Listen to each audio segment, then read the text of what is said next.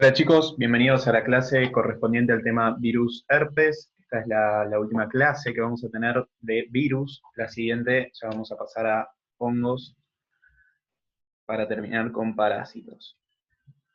Con respecto a la familia herpes, esta familia está constituida por distintos virus, que en este caso todos son muy similares, comparten ciertas características y todos son ADN envueltos, a diferencia de lo que habíamos dicho con los virus de las hepatitis, que tenían diferencias estructurales.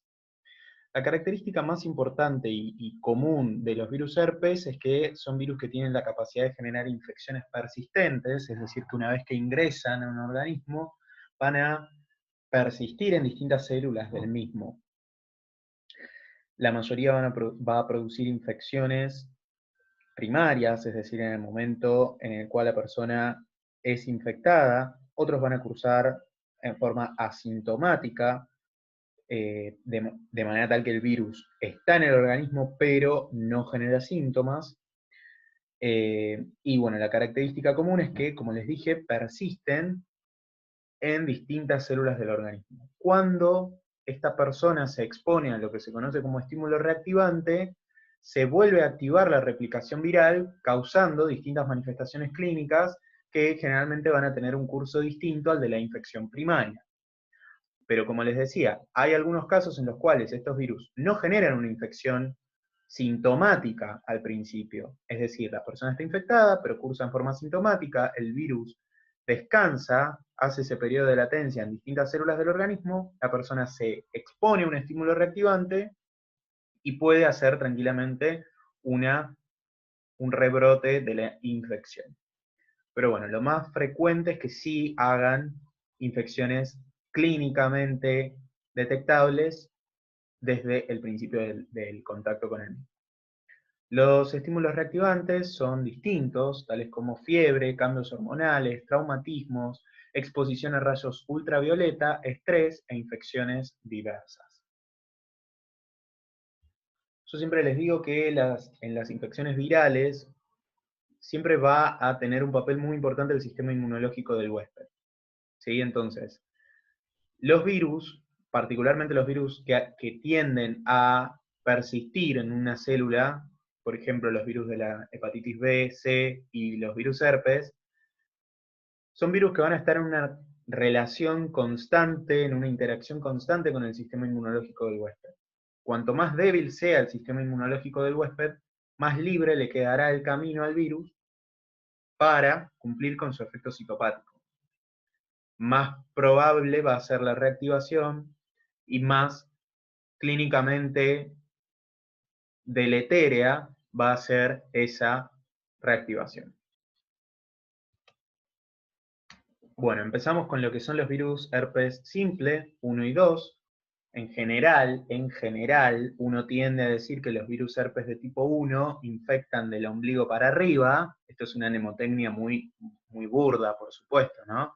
Y el virus herpes de tipo 2 infecta desde el ombligo para abajo. ¿Por qué? Porque generalmente las infecciones, las gingivoestomatitis herpéticas, los herpes labiales, están principalmente asociados al virus herpes de tipo 1, mientras que las infecciones genitales por virus herpes tienen como principal protagonista al virus herpes de tipo 2, lo cual no significa que un herpes de tipo 2 no pueda infectar en boca y un herpes de tipo 1 no puede infectar genitales. Ambos pueden, pero lo más frecuente es encontrar al de tipo 1 en orofaringe, en encías, en labios, ¿sí? Bien.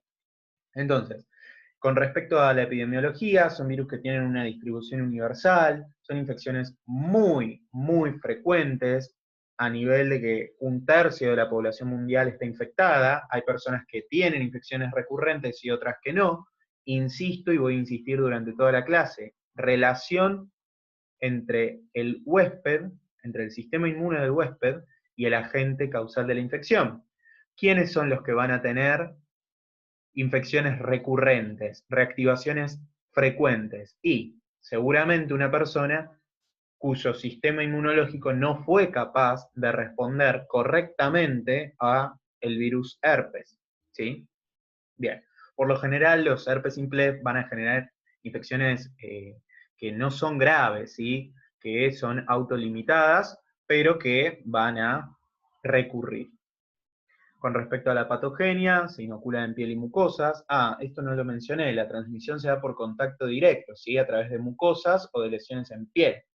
El contacto directo es una importantísima vía para la transmisión del virus herpes, tanto por besos, por el mismo contacto, por el pasaje a través del canal de parto, ese también es una vía de transmisión. Por ejemplo, si una mujer tiene un herpes a nivel de la pared vaginal y tiene un bebé, ¿sí? Tiene un parto, hay una alta probabilidad de transmisión de ese virus herpes desde la madre a su hijo, motivo por el cual los herpes genitales son motivo de finalización de un embarazo por cesárea, ¿sí? Contraindicación de un parto.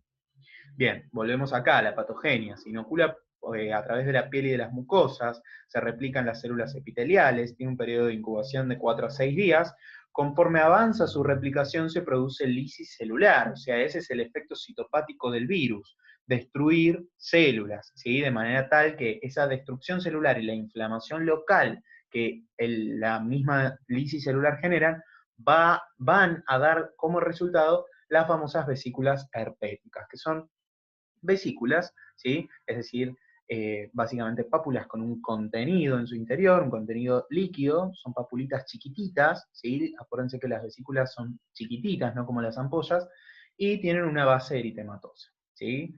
Pueden, a veces estos virus pueden producir viremia y diseminación visceral del virus, dependiendo de la competencia inmunológica del huésped, ¿sí? Generalmente uno dice, un virus herpes que infecta boca, que afecta a la boca, es un virus herpes que no va a generar grandes patologías en esa persona, ¿sí? Esto es más o menos así. En una persona inmunodeprimida, un virus herpes puede generar una encefalitis muy importante. No es lo más habitual en una persona inmunocompetente. Una persona inmunocompetente que contacta con un virus herpes, su sistema inmunológico de alguna manera va a tratar de detener esa viremia, ¿sí? Entonces, para que el virus herpes pase de la boca hacia el encéfalo, tiene que haber una viremia muy importante, ¿se entiende? Si yo tengo un sistema inmunológico competente, generalmente la voy a detener. ¿Estamos? Entonces el virus va a quedar confinado en el sitio a través del cual ingresó y a lo sumo en los ganglios nerviosos, donde al virus le gusta alojarse. ¿Estamos? Pero bueno, eso es como un aforismo. Si hiciste herpes labial, no vas a hacer una encefalitis por herpes. Obviamente que no es una regla, nada es una regla en medicina. Pero bueno, esto se los doy como para que para que hagan esa relación que es muy importante, entre el sistema inmunológico del huésped y el virus. Bien, como les decía, todos los virus herpes van a tener mucho tropismo por lo que son los ganglios, ¿sí? Los ganglios nerviosos, los ganglios de la raíz dorsal, donde van a permanecer en latencia a la espera de un estímulo reactivante. ¿Estamos? Bien, ¿qué pasa cuando una persona que ya tuvo una infección por virus herpes se expone a un estímulo reactivante? Bueno, esa vesícula herpética va a volver a aparecer, ¿sí? Pero en el mismo sitio, eso es una característica muy importante, en el mismo sitio, ¿sí? Donde apareció inicialmente, y generalmente los eventos secundarios son menos manifiestos, menos intensos y menos duraderos. ¿Por qué? Porque en el primer contacto vos ya generaste cierta cuantía de anticuerpos protectores. Bien, esto es lo más frecuentemente, lo que más van a ver por herpes, la gingivoestomatitis herpética, ¿sí? Esta gingivoestomatitis puede afectar desde el labio hasta las encías, hasta la orofaringe, ¿sí? Fíjense cómo en la imagen de arriba podemos observar el famoso herpes labial, que muchas personas tienen, porque muchas personas han contactado con este virus herpes. Es un virus, como dije, muy frecuente, y cuando estas personas están nerviosas o están con algún tipo de cambio hormonal, o simplemente porque tomaron mucho sol, porque se fueron a la playa, les sale un herpes, ¿sí? Eso es muy frecuente, muy frecuente. Después tenemos la afectación tanto de la lengua como de las encías por parte del virus herpes. Fíjense que la lesión es constante. Cuando yo digo virus herpes simple en alguna mucosa, la lesión es la misma, así sea la vagina, la lengua o la faringe, ¿sí? Son vesículas, como se las describí previamente, y así las tienen que describir en un examen final. ¿Estamos? Bien, fíjense el herpes genital, lo mismo, las mismas vesículas, ¿estamos? Pero ¿dónde van a aparecer? En el pene, en la vagina, en los labios de la vagina, perdón, de la vulva, en las paredes vaginales, eh, fíjense en las nalgas de la persona de la imagen de abajo, ¿sí? Fíjense el periné de la mujer de la imagen de la derecha. Bien, fíjense la imagen que está arriba a la derecha. Fíjense que hay muchas vesiculitas herpéticas, ¿sí? ¿Por qué? Porque generalmente uno cuando lo ve desde afuera ve una o dos, pero si yo mirara con una lupa, si yo pudiera ver con aumento, vería eso. En realidad hay muchas vesiculitas en el sitio donde uno ve una, digamos, a simple vista. Y cuando aparecen a simple vista muchas vesículas herpéticas aglutinadas juntas, eso se conoce como panadizo herpético. Bien, estas vesículas, ¿de qué se acompañan? Bueno, son vesículas que duelen, ¿sí? Donde sea que esté el virus herpes, molesta, duele, arde, pica. ¿Estamos? No son asintomáticas. No son asintomáticas. Y eso es muy importante que ustedes lo tengan en cuenta porque el primer diagnóstico diferencial que a ustedes se les tiene que poner en la cabeza cuando les llega un varón que les muestra ese pene con esa lesión ulcerada es, ¿tiene un herpes genital o tiene un chancro sifilítico? ¿Qué característica tenía el chancro sifilítico? No duele, no arde, no pica, no supura.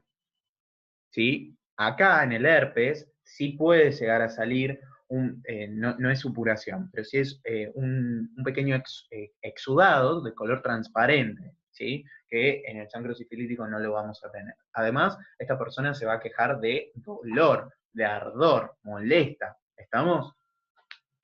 Lo mismo en el labio, lo mismo en la lengua, lo mismo en las encías. ¿Estamos de acuerdo?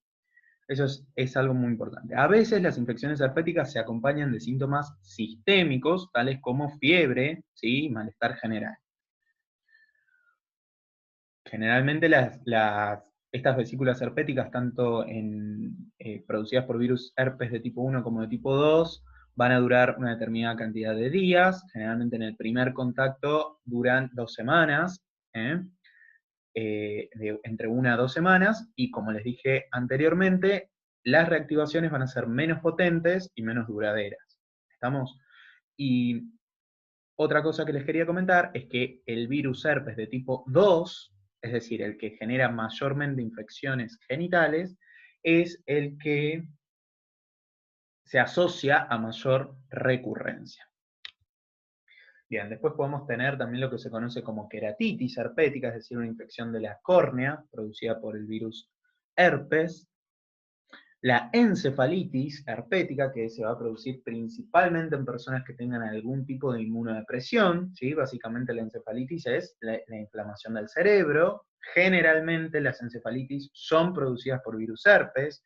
Todo paciente con sospecha de encefalitis se le tiene que poner un antiviral que se llama aciclovir. ¿Estamos? ¿Por qué? Porque el 90% de las encefalitis son producidas por virus herpes. Simple. Es el primer agente causal de encefalitis. Eso quiero que lo recuerden ahora, que lo recuerden en clínica, que lo recuerden en pediatría, porque se lo van a tomar siempre. Herpes simple, primer agente causal de encefalitis. ¿Con qué cursa la encefalitis? Bueno, ¿qué tengo en la encefalitis? Tengo inflamación del cerebro. ¿Qué va a tener esta persona? Fiebre, porque es una infección. Le va a doler la cabeza. Si el cerebro está inflamado, aumenta la presión intracraneal, de manera tal que la persona puede presentar vómitos en chorro, ¿sí? Porque tiene justamente esta inflamación del cerebro. Si hay inflamación del cerebro, ¿cómo les parece que va a estar el sensorio de esta persona? Generalmente disminuido. Es decir, no va a ser una persona que va a estar lúcida. ¿eh? Entonces, una persona con fiebre y disminución del sensorio, lo primero que tenés que pensar es que tiene una encefalitis. Son los síntomas más importantes. Bien, el diagnóstico de los virus herpes, si bien el diagnóstico se va a hacer con PCR, ¿sí? Acá yo les puse una imagen de lo que sería la punción lumbar, porque en realidad, para todas las otras infecciones que mencionamos con respecto a producidas por virus herpes simple, no vamos a hacer diagnóstico microbiológico, pero sí para una encefalitis, porque es muy importante. Igual que en una meningitis, que la meningitis por ahí tiene algunos síntomas que la van a diferenciar de la encefalitis. Pero ¿qué pasa? Por lo general, cuando uno solicita una punción lumbar, va a sacar varios tubos, ¿sí?, de líquido cefalorraquídeo. Uno para los cultivos, porque quizás esta persona tenga una meningitis por Streptococcus pneumoniae, y yo por la PCR no lo voy a determinar a eso. Entonces eso yo tengo que cultivar un poco de ese líquido cefalorraquídeo. Otro poco lo tengo que mirar al microscopio en fresco, o con alguna tinción, y otro poco de ese líquido cefalorraquídeo lo tengo que mandar para que le hagan una PCR. Entonces yo siempre voy a tener que sacar varios tubitos de líquido cefalorraquídeo. ¿Estamos? Entonces la forma del diagnóstico de las encefalitis herpéticas se hace por PCR del LCR. Bien, pasamos al virus varicela zoster. Bien, la varicela es una enfermedad aguda, ¿sí?, transmisible, muy frecuente en la infancia, ¿sí? Es una de las enfermedades exantemáticas de la infancia más frecuentes y mucho más, antes era mucho más frecuente porque no había vacuna, ¿sí? Yo, por ejemplo, cuando yo era chico, era muy raro que alguien no haya tenido varicela. ¿Sí? Actualmente es menos frecuente porque hay vacunación incluida el calendario nacional de vacunación. En el pasado solamente se ponían las vacunas los que la pagaban. Bien. Bien. ¿Qué pasa con el virus de la varicela? Se llama virus varicela zoster. ¿Por qué? Porque la primera infección va a producir varicela y el zoster no es ni más ni menos que la reactivación de esa infección. ¿Sí? El virus varicela zoster se va a comportar de la misma manera que el virus herpes simple, va a penetrar, ¿sí?, en nuestro organismo, va a generar una infección primero cutánea, luego va a ser una viremia y luego se va a localizar en los ganglios los ganglios nerviosos de la raíz dorsal, del sitio a través del cual el virus ingresó. En el futuro, cuando esta persona es adulta, si esta persona se expone a un estímulo reactivante, puede hacer un zoster. Puede hacerlo como puede nunca hacerlo, claramente, ¿no? Bien. ¿Cómo me voy a contagiar de varicela? La varicela se contagia por vía aérea y por contacto directo. ¿Cuándo es contagiosa la varicela? Esto es algo también muy importante, desde el día previo a la aparición de la erupción cutánea y durante los 5 primeros días de duración de la misma. Como les había dicho, es muy contagiosa. Si un miembro de la familia tiene varicela, muy probablemente todos los miembros susceptibles se vayan a infectar, lo mismo que si un nene con varicela va a la escuela, va a infectar a todos los nenes que estén a su lado, que sean susceptibles. ¿Qué significa que sean susceptibles? Que no hayan tenido varicela o que no estén vacunados. Es una enfermedad muy típica de la infancia, es una enfermedad muy típica antes de la escolarización. ¿Por qué antes de la escolarización? Porque justamente la vacunación contra la varicela, digamos, antes los chicos no estaban vacunados antes de entrar a la escuela. Bien, tiene un periodo de incubación de unos 14 días, ¿sí? Las vías de transmisión ya las comenté, y la inmunidad es completa. Esto quiere decir de que una vez que uno tiene varicela, generalmente los anticuerpos confieren inmunidad de por vida. No así los anticuerpos transmitidos a través de la placenta, o sea, las IgG que pasan a través de la placenta desde la madre a un hijo. Es decir, si una madre tuvo varicela, no significa que el hijo de esa mujer, si la mujer tuvo esa varicela antes de quedar embarazada, no significa que el hijo vaya a tener ya inmunidad contra el virus. Bien, acá esto es todo lo que yo ya comenté. El virus va a penetrar al organismo a través de la mucosa del tracto respiratorio, de ahí va a generar una viremia. A veces puede generar afección visceral. ¿En qué casos? ¿En qué casos? Obviamente, si una persona tiene cierta inmunodepresión. ¿Es común que una persona haga una hepatitis por virus de varicela zoster? No, no es común. Pero el virus varicela zoster es un virus hepatotrópico, como todos los virus herpes. Por eso, cuando yo les mencioné en la clase anterior de virus de las hepatitis, les dije que virus de las hepatitis y virus hepatotropos no son sinónimos. Hay otros virus que también tienen tropismo por el hígado, como puede ser el virus varicela zoster. ¿Estamos? ¿Cuándo voy a tener una hepatitis por varicela zoster? Cuando la persona que se infecta con el virus de varicela sea una persona inmunodeprimida. Bien, el virus va a persistir entonces en una fase latente, asintomática, en los ganglios de la raíz dorsal, ¿sí? Y años después de esto, cuando la persona sea adulta y se exponga a un estímulo reactivante, el virus vuelve a descender a través de ese mismo nervio a través del cual ingresó, vuelve a la piel y hace las manifestaciones clínicas del herpes zóster. Por eso el herpes zóster tiene justamente una distribución segmentaria. Va a aparecer solamente en aquellas zonas de la piel que sean inervadas por el nervio, ¿sí?, que contacte con ese ganglio de la raíz dorsal donde el virus permaneció en latencia.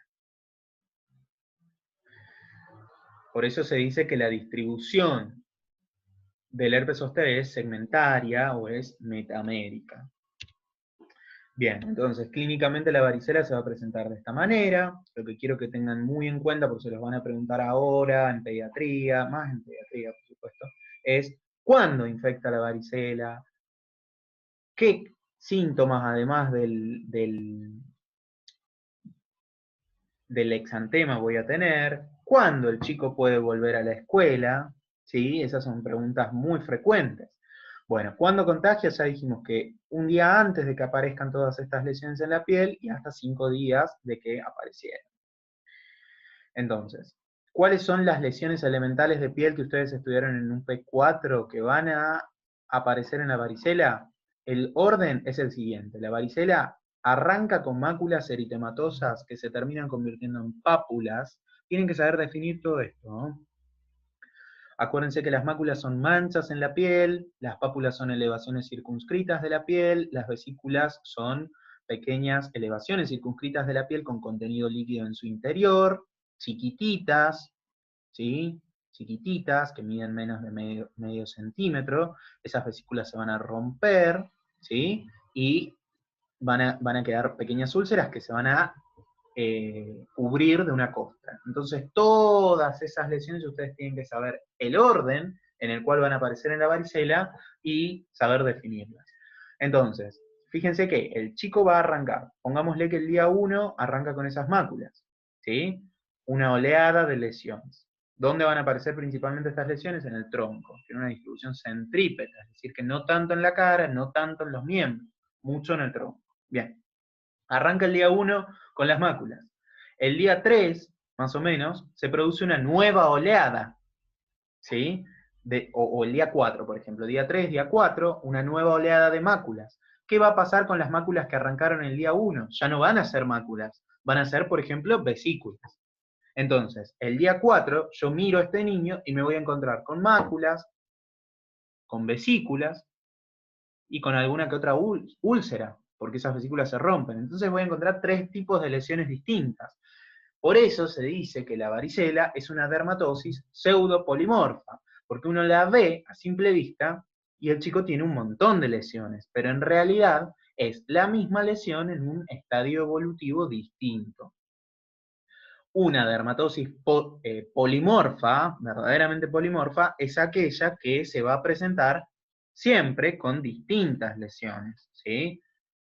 Que ya lo van a ver más adelante cuando cursen dermato, pero esto es importante que ya sepan lo que es una dermatosis pseudopolimorfa y una dermatosis polimorfa. Porque en defensa, el primer seminario de semio que van a tener es con la doctora Garrido, que les da todas estas esta terminología dermatológica. La UP4 de injuria es muy similar a la UP1 de defensa, muy similar. Así que bueno. Bien, también pueden aparecer lesiones secundarias al rascado.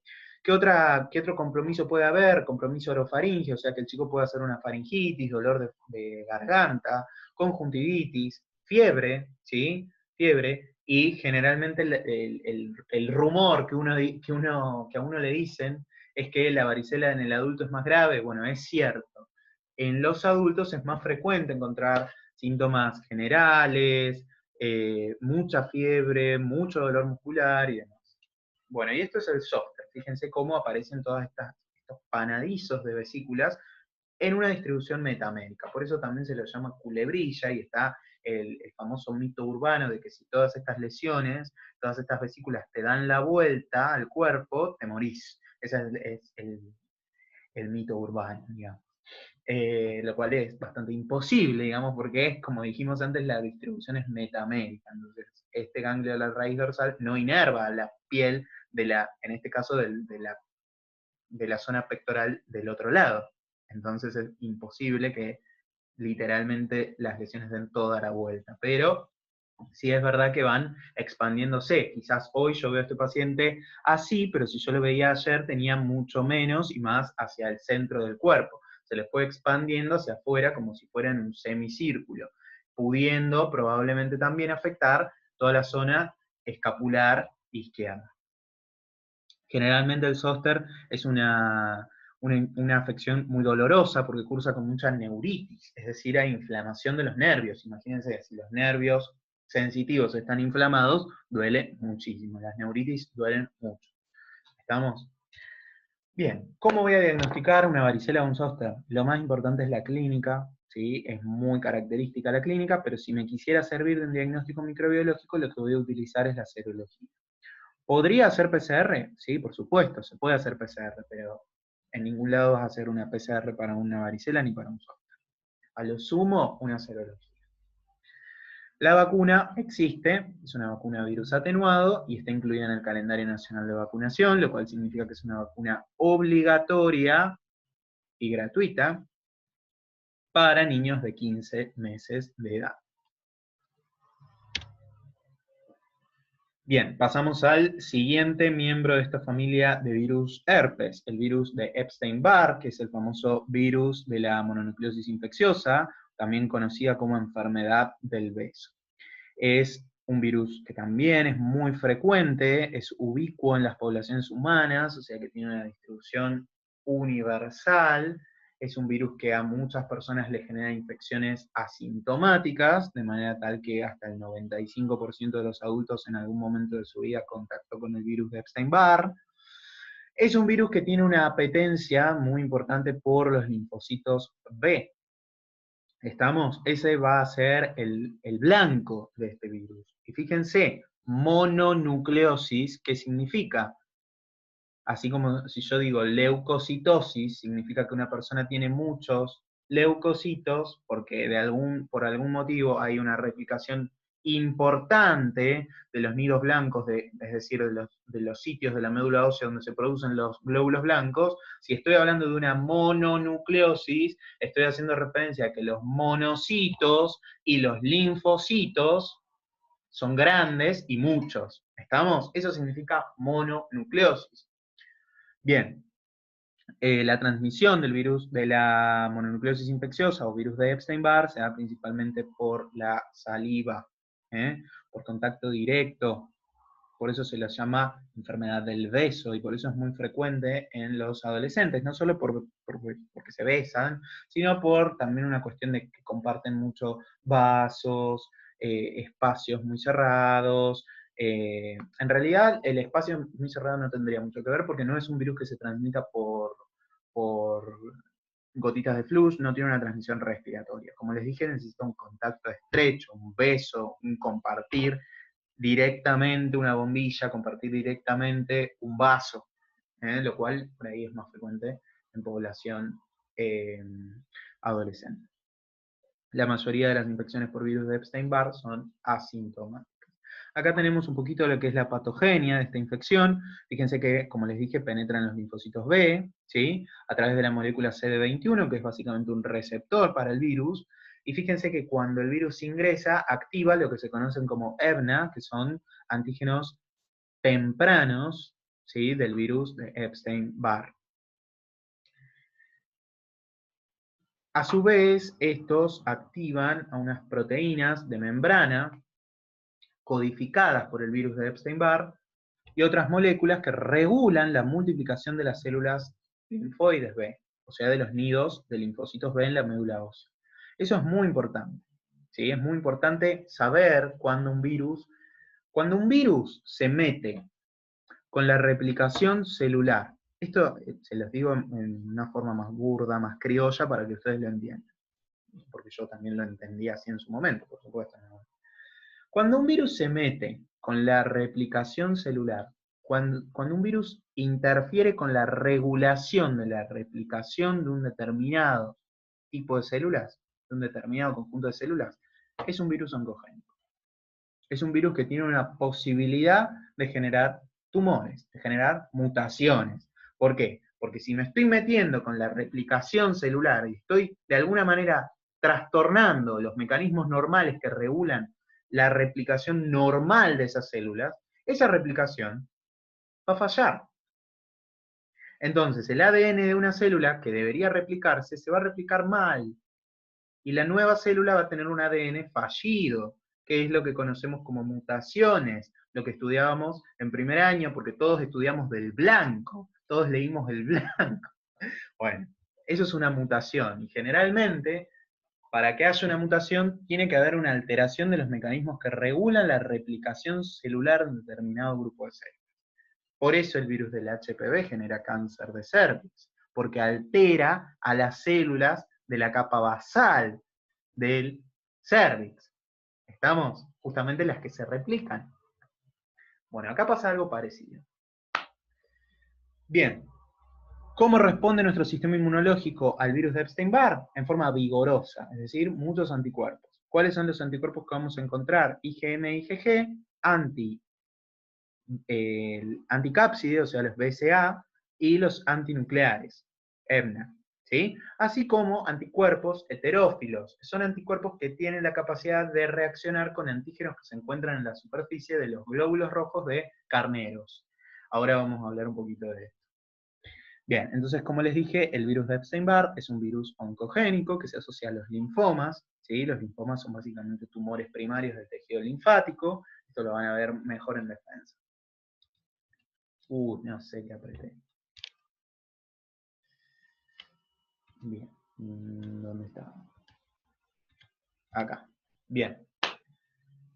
Clínica de la mononucleosis infecciosa. ¿Qué es lo más importante? Esa faringitis horrible que vemos a la izquierda y arriba. ¿Se acuerdan? No sé si ya tuvieron la oportunidad de escuchar los seminarios de Telma. Telma siempre dice, las faringitis pultáceas son casi siempre bacterianas, pero nosotros no podemos asegurar que una faringitis pultácea, que una faringitis que tenga este exudado críptico, es sí o sí una faringitis bacteriana. Porque la mononucleosis infecciosa también da placas.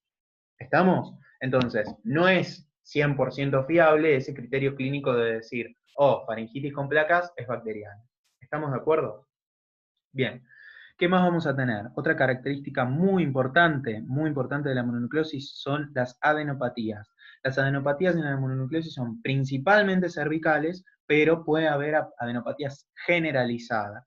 Pero las adenopatías cervicales, como podemos ver en esta línea de la izquierda, son muy marcadas, ¿sí? De manera tal que la madre con este chico te consulta, un chico con fiebre, que tiene los ganglios remil inflamados, y la madre tiene miedo de que el chico tenga un linfoma. ¿Estamos? Entonces, eso lo van a tener que ver bien en la UP1 de defensa, porque las de anatomía patológica les van a preguntar todas las formas a través de las cuales ustedes, semiológicamente, anatomopatológicamente y demás, se pueden dar cuenta de si este chico tiene un linfoma o si tiene una mononucleosis. Bien, entonces, en el diagnóstico diferencial de una adenopatía siempre voy a tener que poner a la mononucleosis. Bien, puede generar afectación respiratoria, faringitis, tos seca, ¿sí? Tos seca como casi todas las infecciones virales respiratorias. Bien, ¿qué más vamos a tener? Síntomas sistémicos, fiebre muy alta, escalofríos, dolor muscular generalizado. Bien, otra cuestión muy importante es también la esplenomegalia, ¿sí? La esplenomegalia también es bastante característica de la mononucleosis en los casos muy severos. Acuérdense que semiológicamente el vaso, cuando las personas tienen una esplenomegalia severa, el vaso crece hacia la fosa ilíaca derecha. Bien. Y otros síntomas más inespecíficos como náuseas, vómitos y demás. Bien, el diagnóstico de la mononucleosis, esto se lo van a preguntar siempre, es muy importante. Primero vamos a hablar clínicamente, el laboratorio, o sea, no clínicamente, sino el laboratorio clínico, el del bioquímico habitual, ¿sí? El laboratorio común. ¿Qué hallazgo espero encontrar en un paciente que tiene mononucleosis? Mononucleosis, ya dijimos lo que significaba mononucleosis. Leucocitosis con desviación a la derecha. ¿Por qué? Porque este virus hace que los glóbulos blancos, ¿cuáles glóbulos blancos? Los linfocitos y los monocitos se repliquen mucho y sean grandes. ¿Estamos? Porque este virus altera los mecanismos que regulan la replicación celular de los nidos linfocitarios de la médula ósea. Bien. Y microbiológicamente, ¿cómo vamos a hacer el diagnóstico? Bueno, la muestra generalmente va a ser la sangre, porque el diagnóstico se hace principalmente con serología. O sea, yo les puse ahí directo PCR porque es factible de realizarse, pero no es lo que se hace, ¿sí? A ustedes si les preguntan diagnóstico de mononucleosis infecciosa, ustedes digan monotest. ¿El monotest qué es? El monotest es básicamente la detección de anticuerpos heterófilos. Es lo que se conoce como prueba de Paul-Bunel. ¿Estamos? Son los anticuerpos baratos, una técnica barata, ¿sí?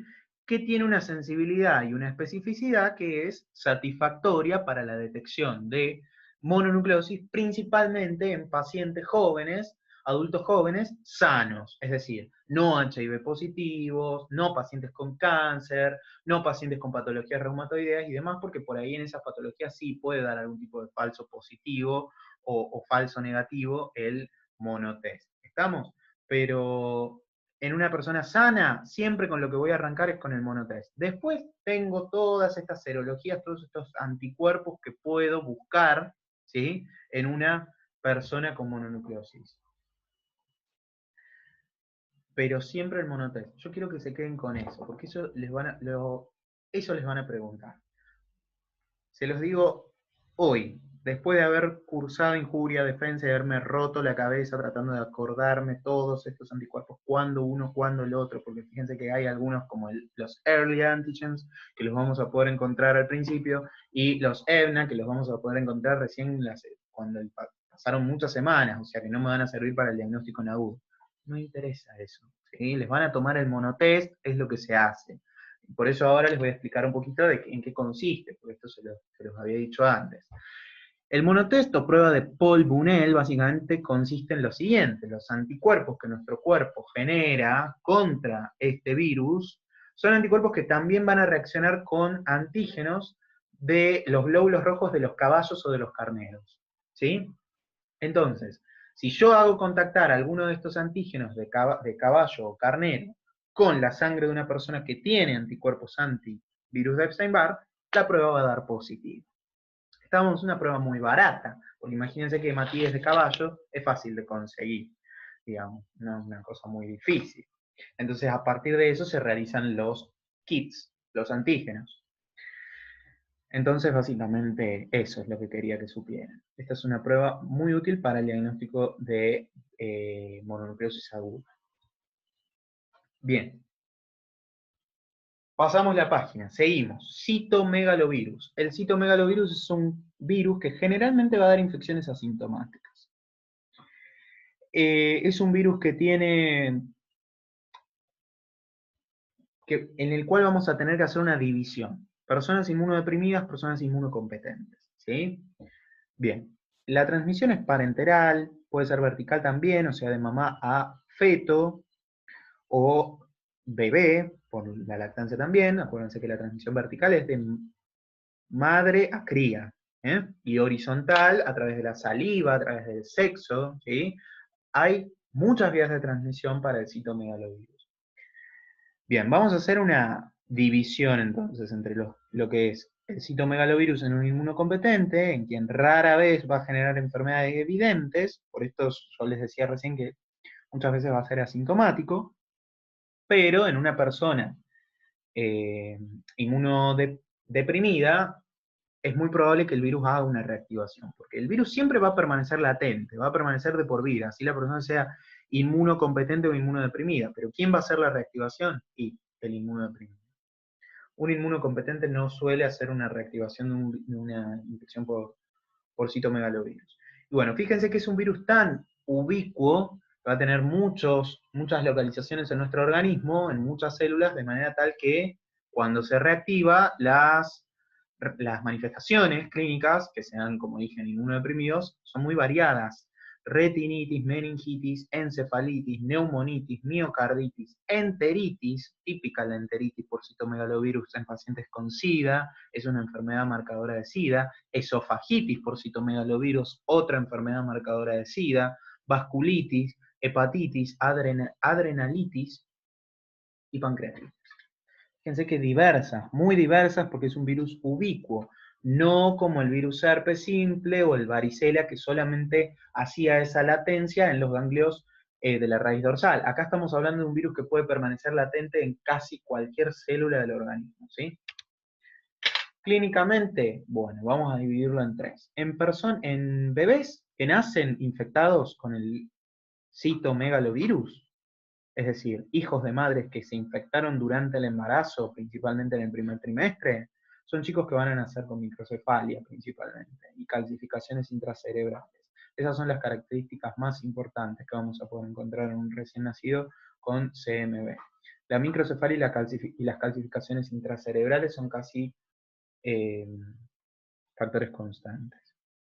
Hepatoesplenomegalia, afección cutánea, sordera y retraso mental secundaria a la microcefalia y a las calcificaciones intracerebrales, dependiendo de en qué parte del encéfalo se generen, por supuesto. Y esto es lo que se conoce como síndrome TORCH, porque es bastante similar en distintas enfermedades que constituyen las TORCH.